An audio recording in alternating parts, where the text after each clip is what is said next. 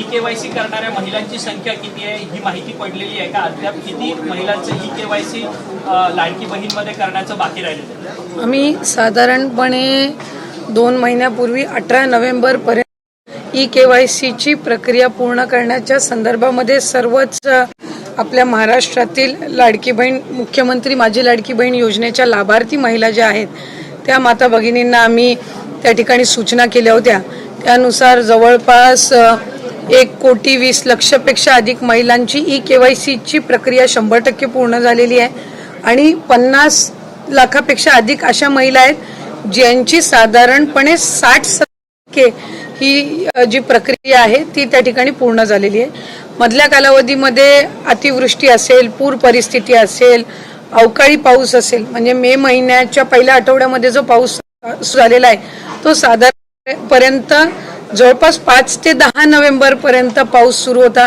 बऱ्याचशा ठिकाणी पुराची परिस्थिती सुद्धा होती, अतिवृष्टी सुद्धा झाली आणि त्या ठिकाणी महिलांचे काही असणारे कागदपत्र असतात, काही दाखले असतात, तर ते त्यांना म्हणजे पुराच्या परिस्थितीमध्ये सुद्धा तिथं काही भरपूरशा लाभार्थ्यांनी गमावलेले आहेत।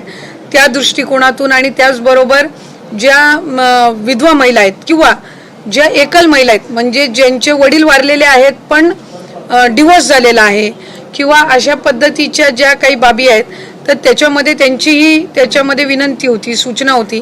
मधल्या कालावधीमध्ये आदरणीय मुख्यमंत्री देवेंद्र फडणवीस साहेब, दोन्ही उपमुख्यमंत्री शिंदे साहेब आणि आदरणीय दादांच्याकडे सुद्धा त्या संदर्भातली चर्चा करण्यात आली आणि 31 डिसेंबरपर्यंत आपण ई केवायसी करण्याची मुदत ही वाढवत आहोत, म्हणजे जेणेकरून ज्या अतिवृष्टी झाली स्थिती झाली तिथल्यांनाही महिलांना ई केवायसी साठी त्या ठिकाणी अधिकची मुदतीतून त्यांना ई केवायसीची प्रक्रिया पूर्ण करता येईल। या व्यतिरिक्त ज्यांचे पतीचं निधन झालेलं आहे, वडिलांचंही निधन झालेलं आहे, अशांकडे जे सर्टिफिकेट नाही आहेत म्हणजे अशांकडे त्यांचे जे डॉक्युमेंट्स नाही आहेत, त्यांचं डेथ सर्टिफिकेट असेल किंवा डिवोर्सचे न्यायालयांच्या जे काही डिवोर्सचे सर्टिफिकेट्स असतात म्हणजे कोर्टचे जे डॉक्युमेंट्स असतात ते त्यांना अपलोड करण्याच्या दृष्टिकोनातून किंवा एखाद्या गावामध्ये एखादी एकल महिला किंवा तिच्या पतीचंही निधन झालं आणि वडिलांचंही निधन झालेलं आहे, अशा महिलेनी लाभार्थ्यांनी जर ते डेथ सर्टिफिकेट किंवा त्या डॉक्युमेंट्स जर तिथल्या उपलब्ध करून जी सर्टिफिकेट आहे ती CDPO कडे देऊन त्या संदर्भातली सगळी प्रक्रिया पूर्ण करून घेऊ शकतील। आम्ही आजच त्या संदर्भातला शासन निर्णय सुद्धा निर्गमित करत आहोत। त्याच्यामध्ये ज्या ज्या गावातल्या किंवा शहरातल्या तिथल्या अंगणवाडी केंद्र आहेत, ज्या अंगणवाडी सेविका आहेत त्यांच्याकडे त्यांनी तशा पद्धतीचे कागदपत्र सबमिट करायचे आहेत। इन द मीनवाईल त्या मध्यंतरी त्या कालावधीमध्ये आम्ही वेबसाईटवर पण तशा पद्धतीचं ऑप्शन हे देण्याच्या दृष्टिकोनातून आमचं काम हे सुरू आहे। रोज साधारणपणे 4 ते 5 लाख महिलांचं ई केवायसीची प्रक्रिया ही त्या ठिकाणी होत आहे। मधल्या काळात थोडं 1-2 लाखावरती संख्या आलेली होती, पण नंतर पुन्हा एकदा त्या वेबसाईट आणि संबंधित विषयांवर काम करून आता ती पूर्वपदावर आलेली आहे। तर या संदर्भामध्ये राज्याचे मुख्यमंत्री फडणवीस साहेब आणि दोन्ही उपमुख्यमंत्री शिंदे साहेब आणि दादा यांच्या सूचनेनुसार आपण ती 31 डिसेंबरपर्यंत मुदत वाढवत आहोत। नाही पण या सगळ्या लाडक्या बहिणींमध्ये सातत्यानं अनेक बातम्यांसमोर येत होत्या की सरकारी महिलांनी देखील या सगळ्या योजनेचा लाभ उचललाय। आता एक नवीन बातमी समोर होते, वृत्तपत्रामध्ये छापून आली आहे की ज्यांचे पुरुष म्हणजे पोलीसमध्ये कामाला आहेत त्यांच्या पत्नींनी देखील पोलीस नाही। एक गोष्ट आपण याच्यामध्ये समजून घेतली पाहिजे की जून 2024 मध्ये ही योजना झाली। 1 जुलैपासून लाभार्थ्यांनी याच्यामध्ये फॉर्म भरायला सुरू केले। सरकारी नोकरींमध्ये जे असणारे लाभ घेणारे होते जवळपास 7 ते 8 महिन्यांपासून त्याच्या जसं विभागाच्या यंत्रणेच्या लक्षात येत गेलं तसं त्यांचा लाभ तिथल्या तिथे थांबवत गेलेला आहे। 6-8 महिन्यानंतर ज्यांचं निदर्शनास आलेलं आहे त्यांच्या पगारातून ती ट्रेजरीमध्ये सरकारी तिजोरीमध्ये घेण्याची प्रक्रिया सुद्धा जवळपास 8 महिन्यापासून त्या ठिकाणी सुरू आहे। आणि ज्यांना नवीन सरकारी नोकरी लागते, जशी पोलीस भरती जशी होते किंवा सरकारी नोकरी जशी लागते तसं ते डॉक्युमेंट त्या विभागाकडे देतात की आता मी या योजनेमध्ये पात्र नाहीये, तर त्या पद्धतीने आपण ते अपडेट करत असो. जसं ज्या नमो शेतकरी योजनेचा साधारणपणे तो 5 ते 6 लाखाचा डेटा होता आणि मग त्या पद्धतीनं त्यांचा लाभ आपण 1000 रुपये त्यांना नमो शेतकरीचा आणि 500 रुपये लाडकी बहीणचा असा आपण सुरू केला. तसंच सेवार्थाचं ज्या वेळेला आम्हाला 2500चा डेटा मिळाला, आपण त्यांचा लाभ तिथल्या तिथेच फेब्रुवारी महिन्यातच आपण बंद करून टाकला. काही वेळेला असं होतंय की प्रसारमाध्यमांकडे किंवा पत्रकार वर्तमानपत्रांकडे 2-2, 3-3 महिन्यानंतरचे केसेस सुद्धा समोर येत आहेत आणि मग ते नव्याने आत्ताच झालेत. अशा पद्धतीची त्या ठिकाणी एक म्हणजे संभ्रम निर्माण होत आहे. आम्हाला ज्या ज्या वेळेला सरकारी जिथं नोकरी लागलेली असेल किंवा काय हे जसं त्यांच्या याच्यावर अपडेट होतं त्या वेळेसपासूनच आपण त्यांचा लाभ देण्याची प्रक्रिया बंद करत असतो. जो 12,000 12,500 पुरुषांच्या संदर्भात पण होता, जिथं घरामध्ये महिलेची अकाउंटच नव्हती आणि त्यावेळेला त्यांनी पुरुषांच्या याच्यावर सुरू केलेलं होतं. स्वतःचे अकाउंट आल्यानंतर त्यांनी ते अकाउंट बदलण्याचा सुद्धा प्रयत्न केला. आता त्या याच्यामध्ये ही ई-KYC ची प्रक्रिया ही अतिशय उपयुक्त ठरणार आहे की याच्यामधनं लाभार्थी जे जेन्युइन आहेत ते 31 डिसेंबर पर्यंत एकदा ई-KYC झालं की मग याच्यामध्ये अशा पद्धतीच्या कुठल्याही घटना ज्या 6-8 महिन्यापूर्वी झाल्या त्या होणार नाहीत. आणि जे पुरुष लाभार्थ्यांनी काही ठिकाणी जिथं लाभ घेतलेला आहे तिथंही आम्ही व्हेरीफाय केलंय.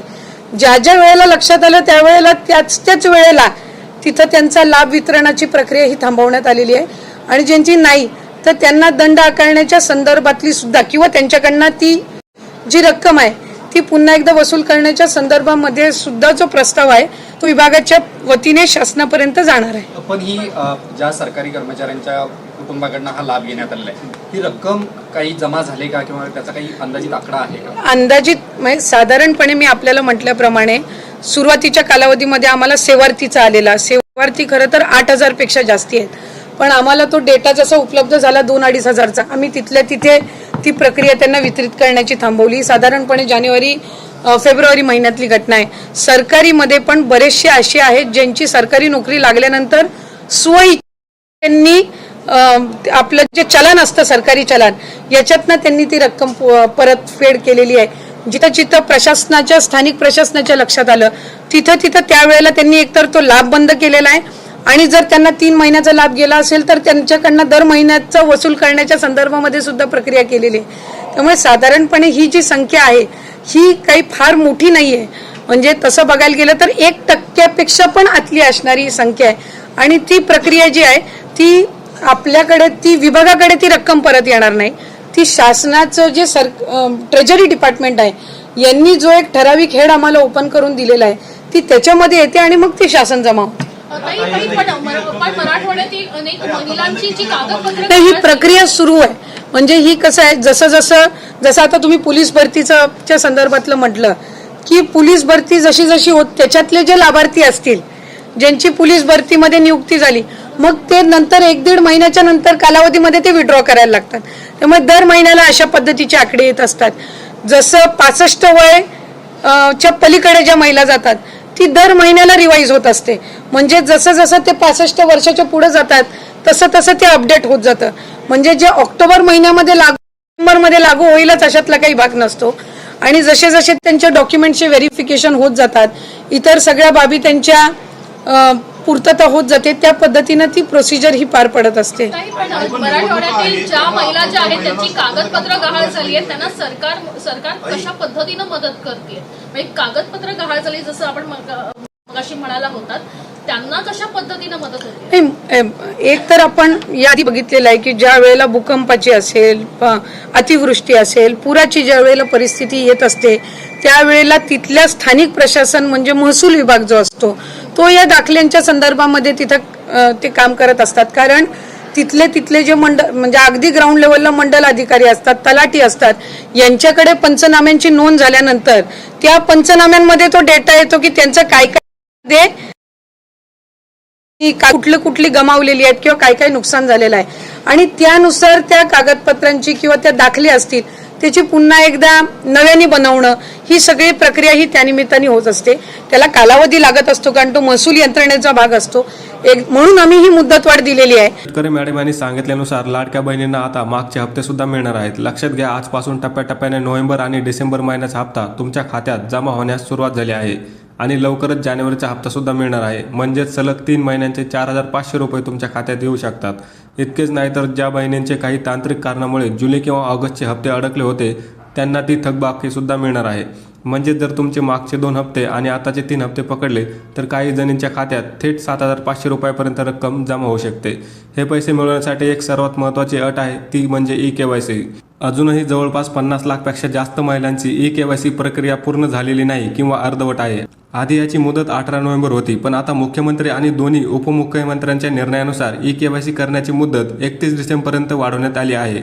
ही शेवटची संधी आहे. जर तुमची किंवा तुमच्या ओळखीच्या कोणाची केवायसी बाकी असेल तर 31 डिसेंबरच्या आत नक्की पूर्ण करून घ्या, नाहीतर तुम्हाला या योजनेचा लाभ मिळणार नाही. मधल्या काळात राज्यात बऱ्याच ठिकाणी अतिवृष्टी आणि पूर परिस्थिती होती, ज्यामुळे अनेक महिलांची महत्त्वाची कागदपत्रे जसे की विधवा महिलांसाठी पतीचे मृत्यू प्रमाणपत्र किंवा इतर दाखले पुरात गहाळ झाले किंवा खराब झाले अशा बातम्या आल्या होत्या. तर अशा महिलांसाठी काळजी करायची काहीही गरज नाही. सरकारने तुमच्यासाठी विशेष सोय केली आहे. जर तुमच्याकडे ओरिजिनल कागदपत्रे नसतील तर तुम्ही तुमच्या गावातील अंगणवाडी सेविकेकडे किंवा कार्यालयात जाऊन संपर्क साधू शकता, जिथे तुम्हाला कागदपत्रे सबमिट करण्यासाठी आणि केवायसी पूर्ण करण्यासाठी मदत केली जाईल. आता हे पैसे कधी मिळणार आणि कोणाला मिळणार? पैसे वाटप हे टप्प्याटप्प्याने सुरू झाले आहे. पहिल्या टप्प्यात सुमारे 8 जिल्ह्यांमध्ये आणि प्रामुख्याने सरकारी बँकांमध्ये जसे की SBI, bank of Maharashtra, bank of India आणि पोस्ट ऑफिस खाते असणाऱ्यांना पैसे जमा होणार आहेत. आणि एक महत्त्वाची सूचना, सरकारने अपात्र लाभार्थ्यावर कडक कारवाई सुरू केली आहे. ज्या सरकारी नोकरीत असलेल्या महिलांनी किंवा ज्यांच्या घरात सरकारी नोकरी आहे त्यांनी जर चुकीच्या पद्धतीने फॉर्म भरला असेल तर त्यांचे पैसे परत घेतले जात आहेत आणि लाभ थांबवला जात आहे. ही योजना फक्त गरजू आणि पात्र बहिणींसाठी आहे. तर 31 डिसेंबरच्या आत तुमची केवायसी पूर्ण करा आणि येणाऱ्या पैशांचा लाभ घ्या.